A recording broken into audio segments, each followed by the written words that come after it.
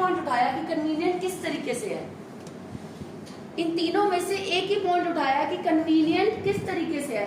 बहुत सारे बच्चे क्या करते हैं, रीपेमेंट जैसे it provides convenience as repayment, it gives time for repayment by allowing the grace period, right. Moreover it is also handy to carry. उसी के अंदर हम एक्सप्लेनेशन में एक पॉइंट और डाल देते हैं, या फिर this grace period can also be utilised to use that amount in case of an emergency. जब आप इस तरीके से एक या दो पॉइंट्स को एक ही मेन पॉइंट के अंदर एडजस्ट कर देते हो तो क्लियर नहीं हो पाता कि कहना क्या चाह रहा है। एक ही एक्सप्लेनेशन के अंदर 3 पॉइंट क्यों बोल रहा है, 2 पॉइंट क्यों बोल रहा है, वहां आपकी एक्सप्लेनेशन गलत हो जाती है। इसीलिए आपने ये ध्यान रखना है, using credit card provides convenience, इसके अंदर आपने एक ही पॉइंट पिक करना है। By allowing a grace point, by allowing, मैंने यहाँ पे फुल स्टॉप नहीं लगाया, सपोर्टिंग पॉइंट मेरा इसी में आ रहा है। By allowing a grace period for repayment, ये अब मेरा क्या हो गया बेटे, सपोर्टिंग पॉइंट भी इसके अंदर ही आ गया। मैंने फुल स्टॉप लगा के एक और पॉइंट अगर मैं करना चाहती तो मैं क्या करती, full stop, it allows, it allows, is that clear. अगर मैं फुल स्टॉप लगा के करती तो मेरा ये अलग पॉइंट गिना जाता, फिर आपको समझ आ जाती है कि मैम ये इसका सपोर्टिंग पॉइंट है। लेकिन अगर मैं सेम चीज यहाँ पे बाय कर दूं और यहाँ पे आईएनजी कर दूं, by allowing a grace period for repayment, तो मेरा सपोर्टिंग पॉइंट इसके अंदर ही आ गया। Is that clear. जसविंदर नींद बहुत आ रही है, इसका सोना अलाउड नहीं है, नींद बिल्कुल नहीं आ सकती। You need to, I make you stand up and sit again. यहाँ सबका सेम पॉलिसी है, राइट, यही होता है आप सबके साथ। Yes sir, ensure this, okay. Next, this time helps. अब ये जो मैं एग्जांपल बताने जा रही हूँ, बहुत सारे बच्चे क्या करते हैं, इसके बाद लिखेंगे फॉर एग्जांपल, या आप लिखते हो टू एक्सप्लेन। मैं क्या करूंगी, ऐसा कुछ नहीं कर रही। एग्जामिनर को खुद पता लग जाता है कि एग्जाम्पल कब आ रहा है, आपको उसको बताने की जरूरत नहीं है।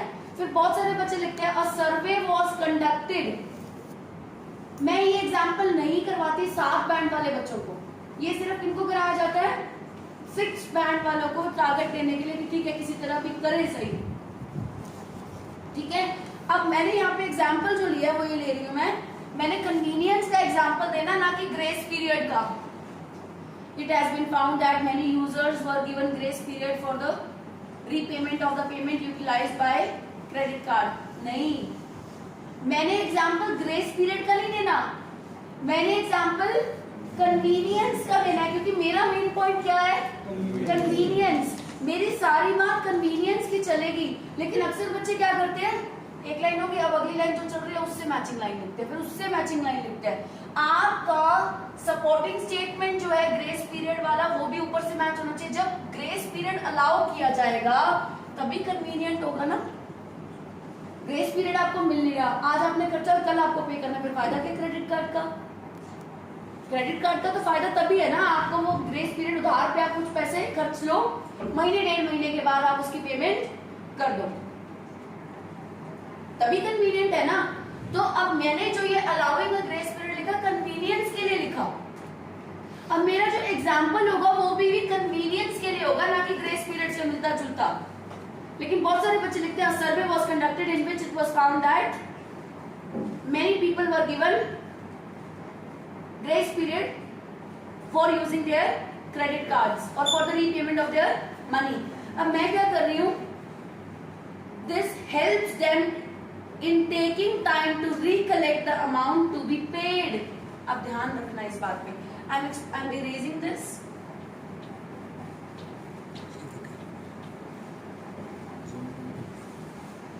देखना मैंने ना कोई फॉर एग्जाम्पल, ना कोई टू एग्जाम्पलीफाई, कुछ नहीं लिखा।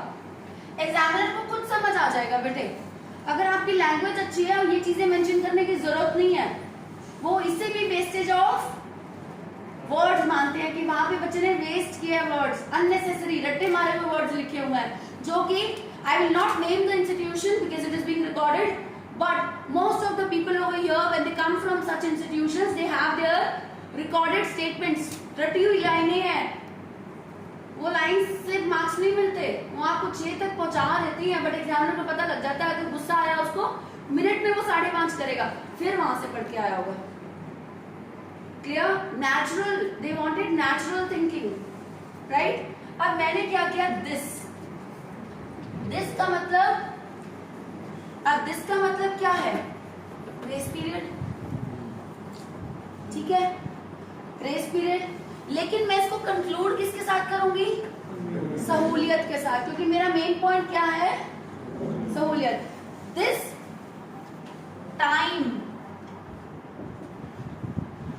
time helps them कौन है, यूजर्स। जब आप बार बार यूजर वर्ड यूज ना करके, कस्टमर वर्ड यूज ना करके आप ऐसे वर्ड यूज करते हो दिस देम, लेकिन ये भी नहीं कि इनकी बाहर लगा दो कि एकदम पूरे ऐसे में दिस देम दे हो रहा, वो भी गलत है। वैरायटी यूज करनी है, कहीं जगह नाउन तो कहीं जगह pronoun. Clear? This helps them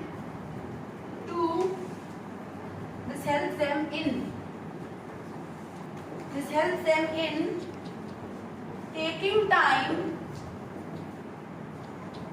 to recollect the amount, ठीक है, to be paid। अब जो ये ग्रेस पीरियड मिला, ये ग्रेस पीरियड हमें क्या करता है, टाइम मिल जाता है हमें, बात तो वही है। By allowing a grace period किसके लिए दिया था पहले, वो रीपेमेंट के लिए। अब मैंने दोबारा सेम सिचुएशन नहीं कही, मिलती जुलती सिचुएशन लग रही है देखने में, मैम ग्रेस पीरियड का मतलब भी तो ये होता है एक्स्ट्रा टाइम मिलना, तो आप तो फिर से वही बात बोल रहे हो कि फिर से उनको एक्स्ट्रा टाइम मिल रहा है। देखो, by allowing a grace period means by allowing a extra time, this time helps them in taking time, means फिर से मैम ग्रेस टाइम ही ले रहे हैं, हमको मदद मिल जाती है कि ग्रेस टाइम, लेकिन पहले वो रीपेमेंट के लिए था और अब वो उस रीपेमेंट वाले अमाउंट को कलेक्ट करने के लिए उनको टाइम मिल जाता है। ठीक है, अब मैंने क्या किया, इसको लिखा कॉन्सिक्वेंटली, या तो मैं यहाँ पे कॉन्सिक्वेंटली लिखूंगी, एक पॉइंट में मैंने कॉन्सिक्वेंटली लिख दिया, दूसरे पॉइंट की कंक्लूजन में आप does लिख दो। कॉन्सिक्वेंटली की जगह आप क्या कर सकते हो, does, या फिर आप लिख सकते हो as a result, ठीक है, या फिर आप क्या लिख सकते हो, it leads to, इससे ऐसा होता है, ठीक है, then consequently, कॉमा, ठीक है, they do not feel burdened, ठीक है, and can use the amount। अब मैंने the क्यों कहा है, जो क्रेडिट कार्ड से लिया हुआ अमाउंट है। मैम क्या इस द के मार्क्स मिलते हैं? यस बेटा, ए, एन और द आर्टिकल होते हैं इंग्लिश में, इस द के आपको स्पेशली मार्क्स मिलेंगे, ठीक है। Can use the borrowed amount, ये मैंने जान करके बोरोड लिखा है ताकि मैं एक वोकैबुलरी जोड़ सकूं। द बोरोड अमाउंट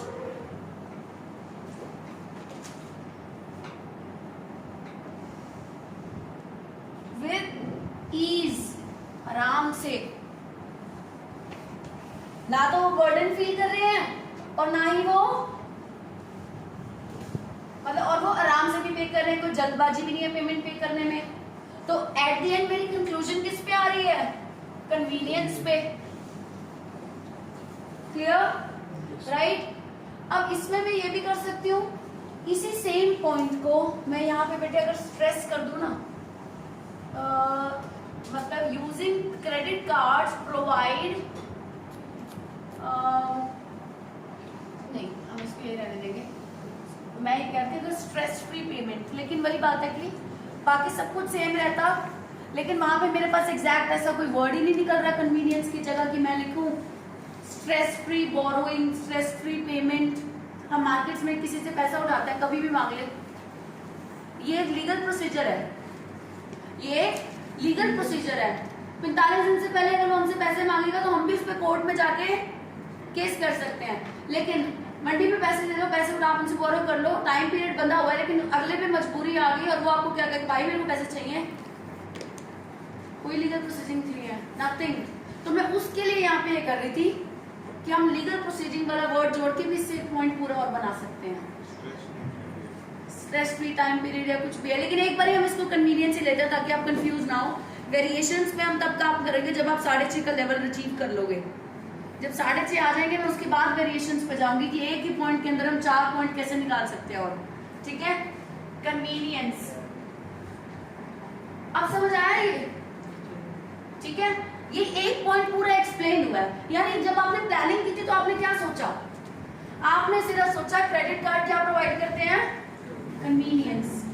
इतना मेन पॉइंट सोचना है आपने, और आपने लिखते समय अपने पॉइंट को याद रखना है। जब आप पहले आपने 4 पेपर आया आपके सामने, 5 मिनट आपने उसको पढ़ा, 2 मिनट पढ़ा, क्वेश्चन पढ़ा, अच्छे से समझा, उसको हिंदी में कन्वर्ट किया अपने माइंड में। हिंदी में बार बार तोड़ तोड़ के कन्वर्ट करना है, क्योंकि जब आप अपनी लैंग्वेज में उसको कन्वर्ट कर लोगे तो आपको ऐसा ही होगा कि आप अच्छे से समझ जाओगे कि क्वेश्चन मेरा कहीं गलत तो नहीं हुआ, क्योंकि डेविएशन होनी बहुत ज्यादा नेगेटिव है हमारे लिए।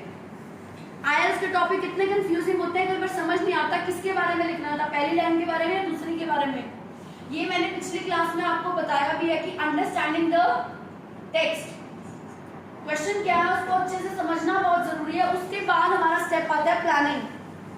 जब आप प्लानिंग कर रहे हो, मैं आपको प्लानिंग और एक्सप्लेनेशन साइड बाय साइड समझा रही हूँ, लेकिन पेपर सामने करने के बाद 2 मिनट क्वेश्चन को हिंदी में कन्वर्ट करने के बाद अपने माइंड में उसको समझने के बाद कि अब मैंने क्या लिखना है, टॉपिक क्या रहेगा मेरा, किसके बारे में लिखना है, पहली लाइन या दूसरी लाइन या दोनों को इकट्ठा मिला के मेरा आंसर बनेगा। अब मैंने क्या किया, मैंने अपने मेन पॉइंट 4 सोचे, 2 सोचने हैं तो 2 सोचने पड़ेंगे अगर बोथ व्यूज है, और 4 है तो एग्री है डिसएग्री है तो 4 पॉइंट एक ही साइड के। अब 4 पॉइंट एक ही साइड के जब आप सोचोगे तो आपने पहला सोचा कन्वीनियंस, फिर दूसरा सोचा फाइनेंशियल सपोर्ट, तीसरा सोचा इन case of emergency, can be used in emergencies, किसी के आगे हाथ नहीं फैलाने पड़ते, पैसे दे दो, इमरजेंसी आई है क्रेडिट कार्ड निकालो यूज करो,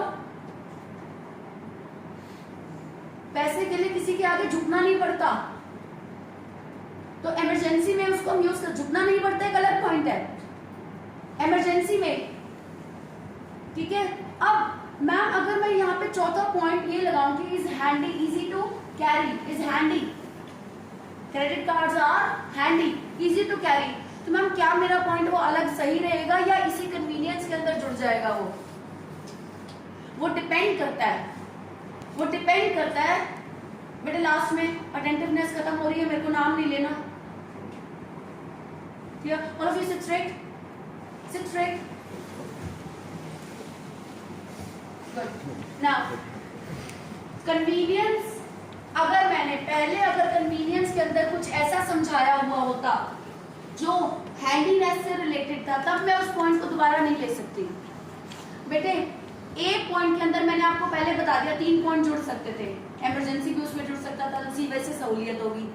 अब कोई चीज आप इमरजेंसी में यूज कर रहे हो तो यानी सहूलियत हो रही है, और कोई चीज अगर आप हैंडी है तो भी सहूलियत हो रही है।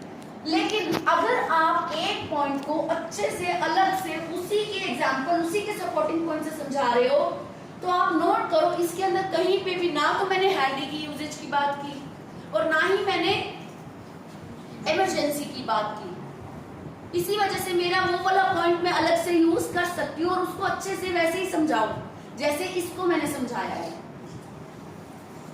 समझ आई मेरी बात? अब मैं आपको एक चीज दिखाऊंगी जो रमन ने गलती किया और पॉइंट्स को मिक्स किया है, लेकिन कंफ्यूज नहीं हो ना, आपने ये ध्यान, इसको मत भूल जाना, या फिर मैं भी गलती बताती नहीं क्योंकि इतने अच्छे से इसको क्लियर किया है। There are 2 ways, either I tell you and make you clear not to make such mistakes। वैसे मैंने आपको बता दिया कि अगर मैंने गलती से भी इसके अंदर कन्वीनियंस यानी सहूलियत के अंदर एक पॉइंट तो मैंने ग्रेस पीरियड का डाल दिया और मेरा एग्जाम्पल, बच्चे पता क्या करते हैं, सपोर्टिंग पॉइंट तो ग्रेस पीरियड का डाल दिया, फिर बाद में लिख देंगे यहाँ पे एग्जाम्पल की जगह पे लिख देंगे इमरजेंसी में भी यूज किया जा सकता है। वो क्या करते हैं, ये नहीं देखते कि हमारा एग्जाम्पल रीपेमेंट से मिलता जुलता ही जाए, सारा सहूलियत जो है वो रीपेमेंट से मिलती जुलती जाए। लेकिन बच्चे क्या करते हैं, सहूलियत तो लिख दिया, आरामदायक होता है, फिर उसको रीपेमेंट का एक पॉइंट सपोर्टिंग में दे दिया और अगले में उसको इमरजेंसी का एग्जाम्पल बना दिया। अब मैं इसको अपनी सिंपल भाषा में कहूंगी, ध्यान से सुनना। मेन पॉइंट तो स्टार्ट करते हैं चाय पीने के फायदे, सपोर्टिंग पॉइंट दे देते हैं चाय पीने के ही फायदे, एग्जाम्पल दे देते हैं कॉफी पीने के फायदे, और फिर कंक्लूड कर देते हैं चाय और कॉफी का मिक्सचर। आपने ये ध्यान रखना है, अगर आपने उसका एक फायदा उठाया तो वो फायदा आपका, उसका सपोर्टिंग स्टेटमेंट भी उसी पॉइंट के रिलेटेड जाएगा जो फायदा आपने देखा है, आपका कंक्लूजन, आपका एग्जाम्पल और आपका कंक्लूजन भी उसी से, तब वो आपका पॉइंट खत्म होएगा, उससे पहले नहीं। अगर उसके बीच में आप कोई भी अगर किसी और चीज का एडवांटेज दे रहे हो, उसके हैंडी होने का एडवांटेज दे रहे हो, क्रेडिट कार्ड के हैंडी होने का, कि आप उनको फ्रीली आप उसको घूमते फिरते हैंडी है, आप उसको कैरी कर सकते हो, लाइट वेट है, या आप इमरजेंसी का एग्जाम्पल दे देते हैं, तो वो गलत हो जाता। और इसी से हमें सीसी नाम की एक चीज है, कोहेजन एंड कोरिलेशन, जिसके आपको आप नोट करना, मॉक टेस्ट के अंदर आपको मार्क्स मिलते हैं स्पेशली, कोहेजन एंड कोरिलेशन। वो इसी से बनती है कि आपका मेन पॉइंट, आपका सपोर्टिंग पॉइंट, आपका एग्जाम्पल और आपकी कंक्लूजन तीनों सेम एस्पेक्ट में चल रही है। कॉफी की टी की बात चल रही है, कॉफी की मिक्स तो नहीं करती कहीं बीच में, अगर कॉफी की बात बीच में मिक्स कर दी तो वो सीसी फेल हो जाएगा, यानी आप 6 to 6.5 से ऊपर नहीं जा सकते, भूल जाओ, 6 to 6.5 से ऊपर जाने का चांस ही नहीं बनता। क्लियर? Is that clear? अब मैं आपको ये बात बताना चाहती हूँ कि अभी जैसे हमने कन्वीनियंस का एक पॉइंट उठाया, मैम हमें और पॉइंट नहीं समझ आ रही, अगर मैं इसके बाद कन्वीनियंस के बाद हैंडी होने का उसका एक पॉइंट उठाना चाहूँ, वो कन्वीनियंस से अलग गिना जाएगा। क्यों? रीजन मैंने अभी बताया, क्योंकि मैंने इसमें हैंडी की कोई बात नहीं की, तो मेरा कन्वीनियंट का पॉइंट जो था वो रीपेमेंट के तौर पे था, ग्रेस पीरियड के तौर पे था। अब जो मेरा पॉइंट होगा वो कन्वीनियंट नहीं होगा, वो हैंडी टू कैरी होगा। अब मैं देखना क्या करूंगी, क्रेडिट कार्ड्स, इसी पॉइंट को मैं चेंज कर रही हूँ, अगर कोई लिखना चाहे प्लीज लिख सकता है, if you are writing it side by side, anybody who is writing it, anybody, कोई लिख रहा है, one of you please write, I will take these notes from you, clear? Please write it, okay? Next is credit cards। अब मेरा main point क्या हो गया, credit cards are handy to use, handy to carry, ये मेरा क्या है, main point. क्या हो गया ये, मेन पॉइंट। अब इसका सपोर्टिंग पॉइंट, ठीक है, मैंने क्या कर दिया यहाँ पे फुल स्टॉप हटा के,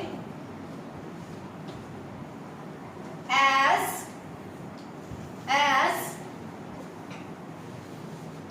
it does not take much place, as it does not take much place in the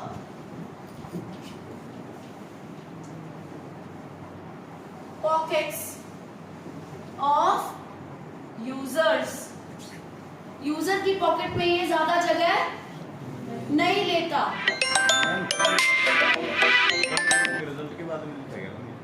पहले पॉइंट पे सपोर्टिंग पॉइंट दे दिया, वो पहला तो खत्म हो गया।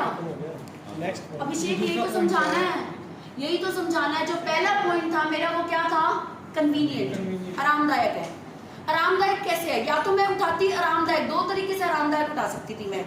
एक तरीके से आरामदायक उठा सकती थी कि वो हैंडी टू कैरी है, और एक तरीके से, तीन तरीके से, एक तरीके से उठा सकते थे कि हैंडी टू कैरी है, और दूसरे तरीके से कि वो इमरजेंसी में यूज किया जा सकता है, और तीसरे तरीके से वो ग्रेस पीरियड प्रोवाइड करता है पेमेंट के लिए।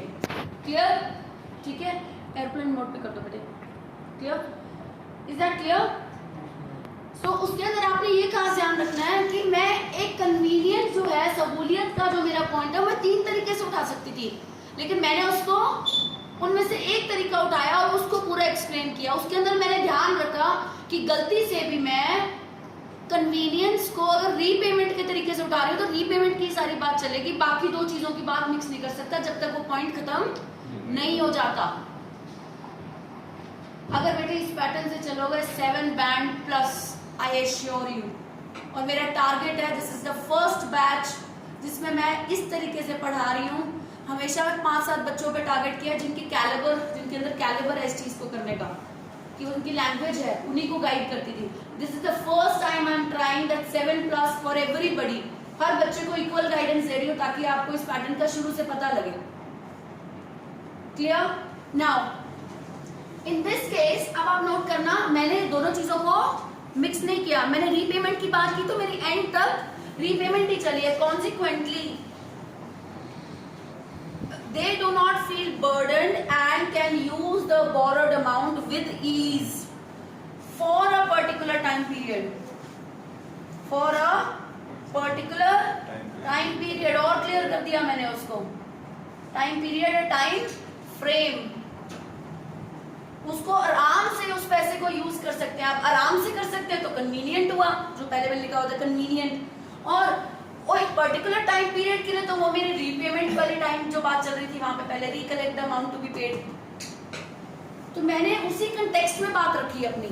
अब मैंने एक और पॉइंट निकाला, मैंने हैंडी है कैरी करना, ये मेरा दूसरा पॉइंट है।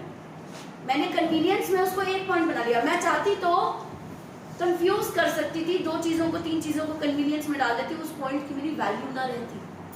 अगर मैं इमरजेंसी, हैंडी और रीपेमेंट को कन्वीनियंस में तीनों चीजों को बताती तो मेरा पॉइंट एग्जामिनर के लिए कंफ्यूजिंग हो जाता कि ये नया पॉइंट बताना चाह रहा है या उसी पॉइंट को एक्सप्लेन कर रहा है। इसीलिए मैंने उनमें से एक ही चीज उठाई कि वो आरामदायक कैसे है, और उसकी एक ही पार्ट को उठा के अच्छे से एक्सप्लेन किया। फॉर एग्जाम्पल यहाँ पे अगर मैं बोलूं साहिल है, Sahil is good at an activity maybe cricket, या मैं बोलूं Sahil is good at sports. अब साहिल स्पोर्ट्स में 3 चीजों में गुड होगा, मान लो सपोज वो फुटबॉल में भी अच्छा है, वो क्रिकेट में भी अच्छा है, वो हॉकी भी अच्छा खेल लेता है। लेकिन अगर मैंने उसकी स्पोर्ट्स में अच्छे होने की बात बता दी तो मुझे कोशिश करनी है कि एक ही एस्पेक्ट को अच्छे से पिक करके उसको पूरा अच्छे से एक्सप्लेन करूं, बजाय कि उसी के अंदर मैं क्रिकेट की भी बात कर दूं, उसकी भी बात कर दूं। उससे क्या होगा, बताने में अच्छा तो लगेगा कि I know so many points, लेकिन हम लिखने के टाइम पे हमारी लैंग्वेज को इतना कंफ्यूज कर देते हैं कि एग्जामिनर को ये नहीं समझ आता that is a main point और that is a supporting point. और वो कंफ्यूजन एग्जामिनर को जब रोकती है वहां पे पेपर चेक करते टाइम, वही आपके मार्क्स कट करती है। Is that clear? Now my next point is, मैं आपको साथ साथ बता रही हूँ कि एक पॉइंट को एक्सप्लेन कैसे करना है। इससे आपका माइंडसेट ऐसा बनेगा आपसे कि मैम ने एक ही बात बताई, टॉपिक पढ़ो, 4 मेन पॉइंट सोचो, एक्सप्लेन कैसे करना है देखी जाएगी। जब मैं लिखने लगूंगी ना तब देखूंगी, लिखते टाइम में एक बार उसको रीड करूंगी, एक लाइन लिखी मैं दोबारा उसको पीछे पढ़ती देखती हूँ, कोई गलती तो नहीं कर रही मैं, कि मेरा रीपेमेंट से रिलेटेड बातें हो रही थी ना उसमें, अब इसमें मेरी हैंडी टू कैरी वाली बात होनी चाहिए, रीपेमेंट की बात नहीं आ सकती गलती से भी। ठीक है, राइट? अब मैंने क्या किया, इसी को हैंडी टू कैरी को एक्सप्लेन किया, as it does not take much place in the pockets of its users. अब इसका एग्जाम्पल क्या होगा, अब मैं यहाँ पे कोई एग्जाम्पल नहीं लिखूंगी, फॉर एग्जाम्पल टू एक्सप्लेन, ऐसा कुछ नहीं लिख रही ना। पिछले पॉइंट में मैंने ऐसा कुछ नहीं लिखा, मैंने सीधा एग्जाम्पल स्टार्ट कर दिया। अब मैं क्या कर रही हूँ उसमें, much place in the pockets of users. ठीक है, इन फैक्ट मैंने वर्ड जोड़ दिया, in fact it has been found that in fact comma it has been found that, चाहे मैं इसको इस तरीके से लिख लूं, स्लैश लगा रही हूं, इसका मतलब एक और ऑप्शन। ठीक है, in fact it has been found that, पहले मैं इसको पूरा एक्सप्लेन कर देती हूं। In fact it has been found that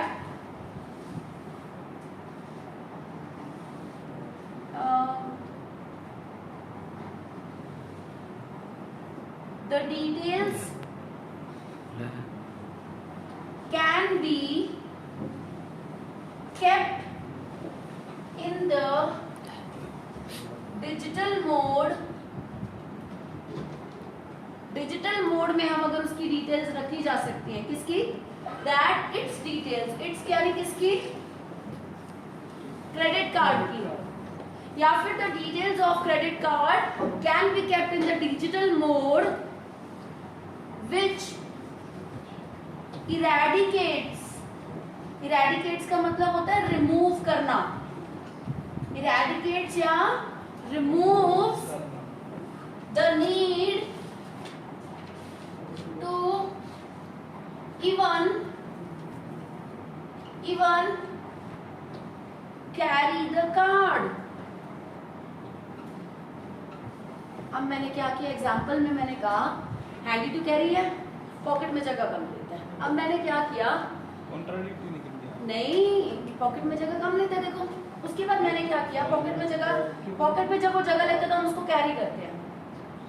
मैंने उसी की सपोर्टिंग एक पॉइंट बोली। इनफैक्ट अगर हम ये जो क्रेडिट कार्ड की डिटेल्स है, हम इसको अगर डिजिटल मोड में रख लेते हैं, यानी मोबाइल में रख लेते हैं, तो हमें इसकी कैरी करने की नीड भी खत्म हो जाती है। तो हैंडी टू कैरी वाली बात होगी ना, ये भी बात तो उसी को रिलेट कर रहे हो ना कि आसान है इसको कैरी करना। अब आप क्या कर रहे हो, उसको पॉकेट में ना कैरी करके उसको अपने मोबाइल में कैरी कर रहे हो, एक ही चीज के अंदर। तो मेरा एग्जाम्पल भी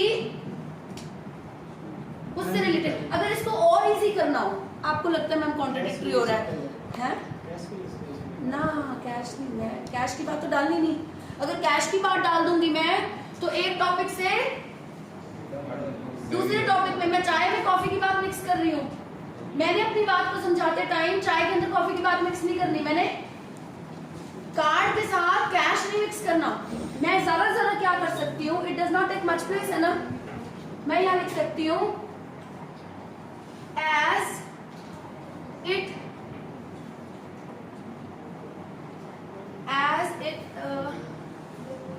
as it sometimes even do not, देखना मैं आपको इसको एग्जाम्पल के साथ रिलेट कर देती हूँ, आप फिर आपको और इजी लगेगा, बट नेगेटिव फॉर्म में जाना मुश्किल होता है बच्चों के लिए। as it even does not need to be carried in pocket।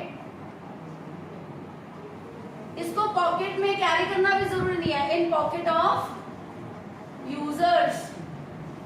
अब मैंने क्या किया, मैंने ये कह दिया कि पहले मैंने कहा था इसको पॉकेट में कैरी करना आसान है, नोट लगा दूं।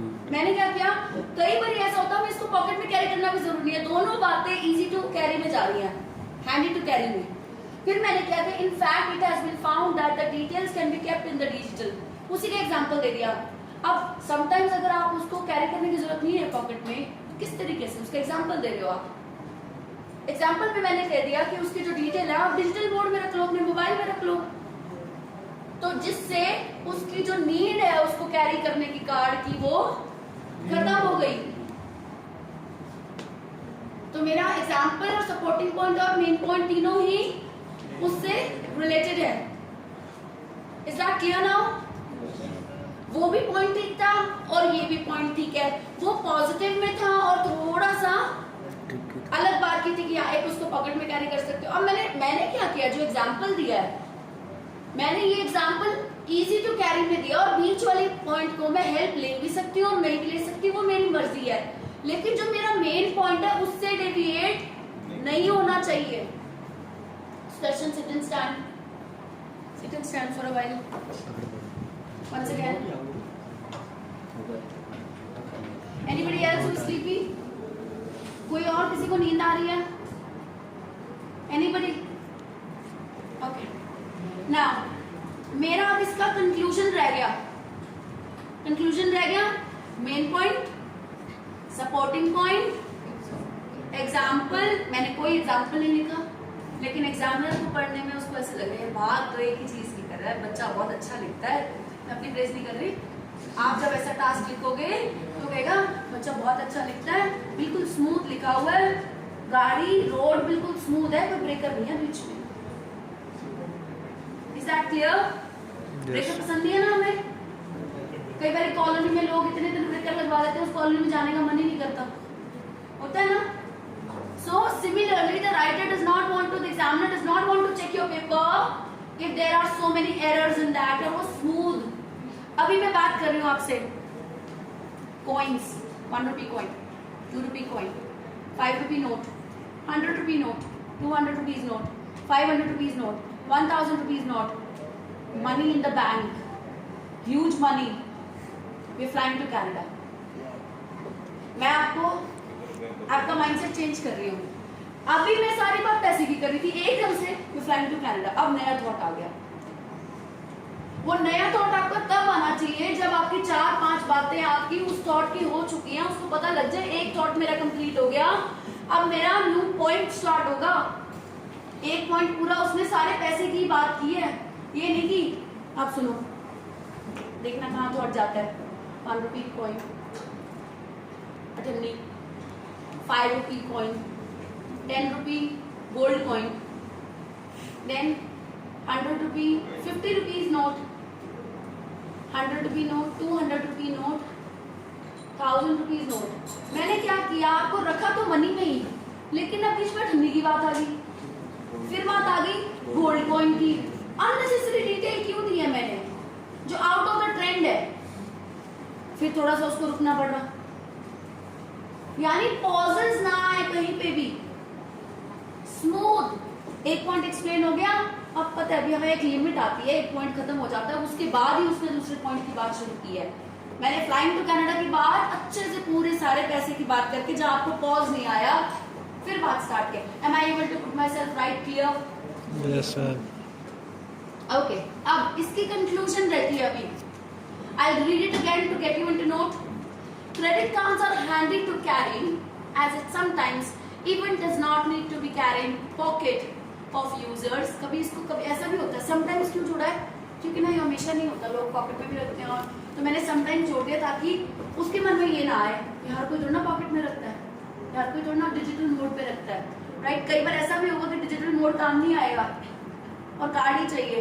In fact, it has been found that its details can be kept in the digital mode, which eradicates. जब आप ये WH के साथ सेंटेंस बड़ा करते हो तो ये कॉम्प्लेक्स एंड कंपाउंड स्ट्रक्चर्स की तरफ जाता है, जिसके आपको मार्क्स मिलते हैं. इसकी मैं अलग क्लास लूंगी. अभी मैंने आपको सिर्फ क्या कराना आज, आइडिया जनरेशन, आइडिया प्लानिंग और उसकी explanation. No planning but only जब आप उसको लिखते हो वो ऑटोमेटिक आपका हाथ उसी अकॉर्डिंग चलेगा, माइंड उसी अकॉर्डिंग चलेगा. प्लानिंग के टाइम पे आपने बस ये ध्यान रखना है कि मेरा एक पॉइंट दूसरे में मिक्स ना हो, और उसकी एक्सप्लेनेशन नहीं सोचनी. एक्सप्लेनेशन लिखते टाइम ध्यान रखना है, मेन पॉइंट लिख लिया, सपोर्टिंग पॉइंट लिख के उसको चेक करो भाई ऊपर मेन पॉइंट से मैच कर रहा है या नहीं कर रहा.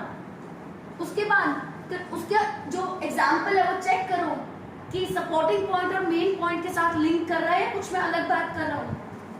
एंड देन उसकी कंक्लूजन. कई कंक्लूजन में एकदम से नोट्स की बात, पैसों की बात करते करते कनाडा की बात पे आ गया, वो मेरा कंक्लूजन हो गया. उसके बाद मेरा कनाडा का पॉइंट शुरू होना था, मैंने पहले कंक्लूजन में डाल दिया. Are you getting my point now? Examples clear? Now what I will say that it eradicates the need to carry thus. अब मैंने क्या किया, बार बार मैं ये नहीं लिख सकती thus these are very handy to carry, ठीक है? तो मैं क्या लिख रही हूँ, thus such modes. मैंने this, these ऐसे वर्ड हटा दिए. thus, this, these, it, इनकी यूज बहुत हो जाती है. मैंने क्या किया, thus such mode of payment या such mode of money, such mode of money या forms of money are the most easily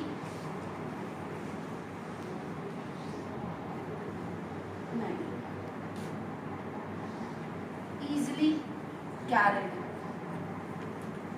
मैं कैरिएबल लिखना चाहती थी बट वहां पे फिर दिक्कत आती है.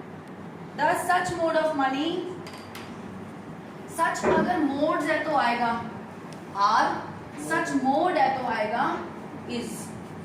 सच mode of money is the most easily carried या is the most easy to be carried. अब easy to be carried, handy to carry, मेरा मेन पॉइंट और कंक्लूजन सेम है।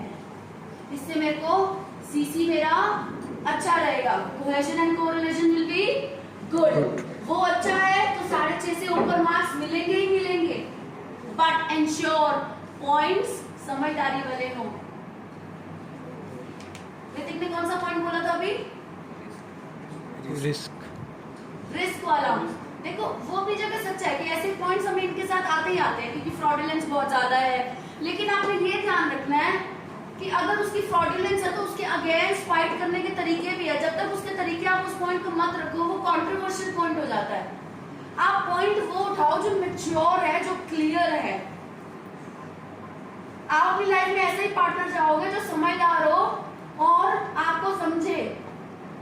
I don't think anybody would like to have a drunkard and who hits you, who beats you, चाहे आपकी wife हो चाहे आपका husband हो। Similarly, you have to maintain a balance. This is a relation. Main point के अंदर जितने भी वो आगे सब parts है, supporting point, example, conclusion, this is a relation. In this relation को maintain करना ही cohesion और correlation है। जितना वो अच्छा होगा उतनी मैरिज अच्छी चलेगी, जितना वो अच्छा होगा उतने ही आपको बैंड अच्छे मिलेंगे। Are you getting my concept? Yes, sir. अब संतोष कहेगी मैम आपने पहले ऐसे क्यों नहीं क्लासेस लगाई, है ना? यही आ रहा है मन में। हाँ, पर आपको मैंने टाइम दे दिया, ऐसी बात तो नहीं है। देखो आप भी कहीं चेल आते हो या हाँ सलोनी की तरह करते हो मेरे साथ। Okay, is this point clear now? Now अगर अब हम थर्ड पॉइंट सोचेंगे, which I will close, I will almost close, ठीक है? उस थर्ड पॉइंट को आप सारे लिख के देखोगे, मैं एक्सप्लेन नहीं करूंगी, आप सभी लिख के देखोगे, मैं सिर्फ आपको मेन पॉइंट दे रही हूँ, ठीक है? आई एम इरेजिंग इट, लिखा है या नहीं? Have you noted it?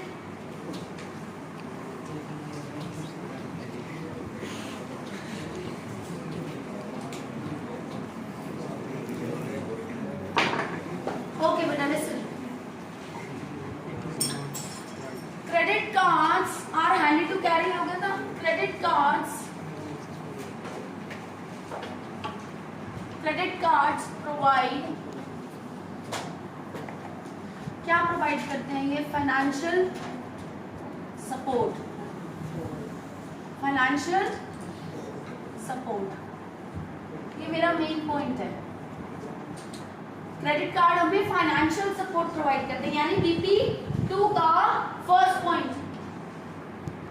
Clear? BP1 में 2 पॉइंट हो गए। मैं अब आपको ये तो पता लग गया होगा कि मैं मेन पॉइंट सोचो, उसके बाद हमारा काम खत्म। एक्सप्लेन ही तो करना है। आपको 3 चीजें बतानी है। आपको सबसे अच्छी 3 चीजें क्या लगती हैं? पहला मेरा घर, दूसरा मेरी गाड़ी, तीसरा मेरा बच्चा। 3 चीजें मैंने बता दी, उनके बारे में आपने डिटेल ही तो देनी है। अब आपको जब 3 चीजें आपने बता दी, उनको एक्सप्लेन ही तो करना, लेंथ तो अपने आप ही बन जाएगी। बस ध्यान क्या रखना है, घर के बारे में ओवरऑल बताना है। ये नहीं कि आप घर की बारीकियों में चले जाओ कि बाथरूम में ये टूटी लगी है, इस ब्रांड की लगी है, या किचन में ये चिमनी लगी है और इस ब्रांड की लगी है। आप डिटेल में नहीं जा सकते, आप ओवरऑल बता सकते हो। It is a multi-storied home with a backyard and a front yard. ठीक है? It is quite ventilated and airy. आप उसी को ओवरऑल में बात करोगे, ना कि उसकी एक डिटेल में जाओगे। Getting my concept? तो ओवरऑल आपका लिंक करना चाहिए। एक पॉइंट आपने मेन पॉइंट सोच लिया, उसके बाद उसको एक्सप्लेन करने से आपकी लेंथ ऑटोमेटिक बढ़ गई। लेकिन आप बच्चे डर जाते हो, क्या कहते हो? मैम 250 वर्ड लिखने हैं, कैसे लिखेंगे, समझ ही नहीं आते, वन साइड हमसे तो होता नहीं, हमें तो मैम पार्शियल व्यू करना आता है। पार्शियल व्यू में हम कंट्रोवर्सी कर जाते हैं, कुछ ऐसा पॉइंट बोल जाते हैं जो ऑपोजिट होता है और फिर प्रॉब्लम आ जाती है। और तीसरी बात, मैम बोथ व्यूज है, मैम दोनों साइड से 2-2 पॉइंट सोचना आसान है। अरे भाई दोनों पॉइंट के 2-2 पॉइंट सोचने में अगर एक पॉइंट दोनों का कॉमन आ गया और कॉन्ट्रडिक्ट कर रहा हुआ, आपका पूरा टास्क गलत हो जाएगा। ठीक है, क्लियर।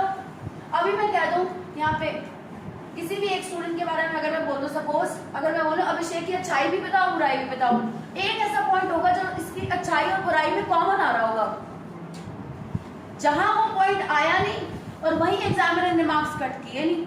और मैं अगर बोलूं सिर्फ अच्छाई बतानी, आपका माइंड क्या हो जाता है, क्लियर, नहीं अच्छाई ही बतानी, बुराई तो बोलनी नहीं। जब बोलनी नहीं तो हम क्यों उसको सोचें, क्यों, जब इतने से टाइम में आपको सोचना भी है, लिखना भी है और अच्छे से भी लिखना है, तो आप क्यों ना शुरू से ही फोकस माइंड से चलो, क्लियर माइंड से चलो, क्लियर जो करना है that should be right and clear, transparent, it should be to the point, it should not be immature, it should not be controversial. Is that clear? Yes, sir. Right? Now, credit card provide, credit cards है, एक से ज्यादा है तो वो provide, अगर एक होता तो provides. Financial support, अब मेरा ये मेन पॉइंट है, supporting statement. अब मैं क्या कर रही हूँ, फुल स्टॉप लगा के कर रही हूँ, क्योंकि आगे मैंने हर जगह एज लगा के बताया आपको, फुल स्टॉप लगा के, ठीक है। सपोर्टिंग पॉइंट इसका मेरा क्या होगा, अगर मैं देख लेती हूँ इसमें, if I've written, otherwise I'll make it out. अब देखो, हम जब कल प्लान कर रहे थे Raman, financial support in case of emergency, अब मैंने इमरजेंसी वाला पॉइंट वहां ना उठा के कन्वीनियंस में मैंने फाइनेंशियल सपोर्ट में यूज किया है। अब मैं क्या करूंगी, फाइनेंशियल सपोर्ट के साथ ही यहाँ पे लिख दूंगी, credit card provides financial support in especially in emergencies या emergency situations, क्लियर। मैंने उसको क्या किया, दो पॉइंट को इकट्ठा मिक्स करके एक पॉइंट बना दिया। मेन पॉइंट जब मेरा एक बन गया, उसकी एक्सप्लेनेशन उसी से रिलेटेड जाएगी। अभी मैं बोल सकती थी फाइनेंशियल सपोर्ट प्रोवाइड करता है, अगर फाइनेंशियल सपोर्ट प्रोवाइड करता है तो हमारा आंसर क्या होता है इसका सपोर्टिंग पॉइंट,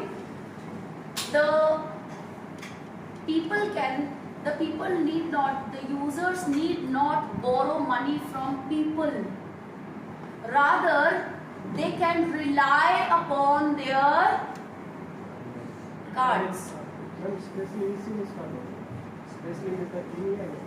Especially दोनों वर्ड ठीक है। अब मैं आपको बता दूं, मैं अगर एक बार कोशिश करती हूँ आपको पहले इसको सिंपल में बता देती हूँ, फिर इसको इमरजेंसीज में कन्वर्ट कर देंगे, ठीक है। अब फाइनेंशियल सपोर्ट प्रोवाइड करते हैं, तो फाइनेंशियल सपोर्ट किस तरीके से, द यूजर्स, या फिर यूजर्स वर्ड बार बार यूज हो चुका तो हम कर सकते हैं, द पीपल हु पोजेस यानी जिनके पास क्रेडिट कार्ड है, the people who possess credit cards,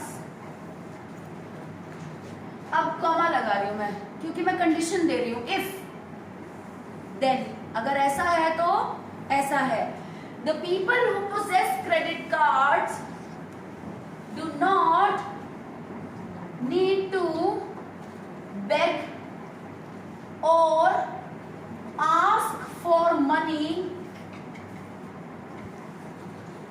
through others, औरों से पैसे मांगने की जरूरत नहीं पड़ती जिनके पास क्रेडिट कार्ड है, those people who possess credit card, ठीक है। मेरा अब यहां से सपोर्टिंग पॉइंट इसी के साथ आ गया। अब इसका example, such cards, such modes allow, वहां पे ग्रेस पीरियड था, यहाँ पे अमाउंट ऑफ मनी है, limit, allow certain limit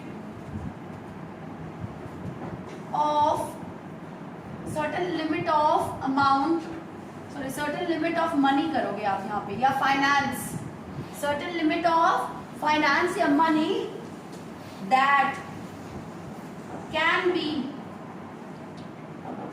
B utilized by the person anytime, thus, यानी क्या स्टार्ट हो गया, कंक्लूजन। अब कुछ अमाउंट लिमिट मिलती है कुछ पैसे की, जिसको हम कभी भी यूज कर सकते हैं। तो ये मेरा किससे डिपेंड कर रहा है कि मुझे इसका मतलब बोरो नहीं करना पड़ता और इसका मतलब फाइनेंशियल सपोर्ट भी मिल रही है। अब thus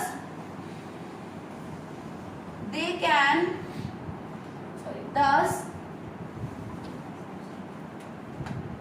individuals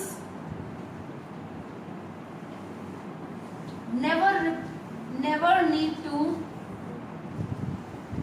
rely on, यहाँ पे भी आ सकता था वैसे, thus the people, यहाँ पे मैं क्या, thus individuals can easily rely upon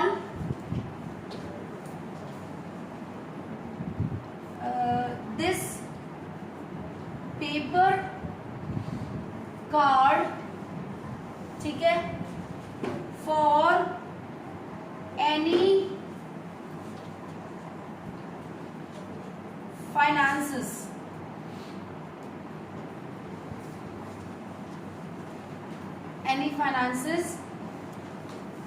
without any hurdles, बिना किसी रुकावट के, प्रॉब्लम के।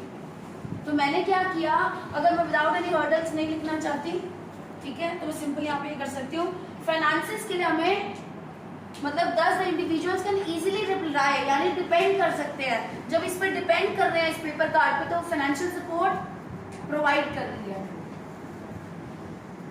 ठीक है, क्लियर। अब मैंने क्या किया, ये हमने सिंपल फाइनेंशियल सपोर्ट के तरीके से किया था।